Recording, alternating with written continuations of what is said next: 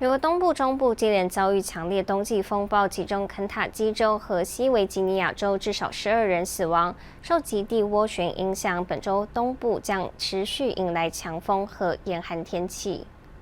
美国东部近日遭遇强烈暴雨和洪水袭击。周一，肯塔基州州长贝希尔表示，数百人受困，超过300条道路持续关闭。The help's needed because we can now confirm 11 fatalities from this event. That number may still grow.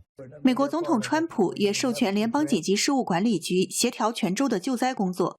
西维吉尼亚州州长帕特里克·穆里西在周一表示，已知有1人罹难。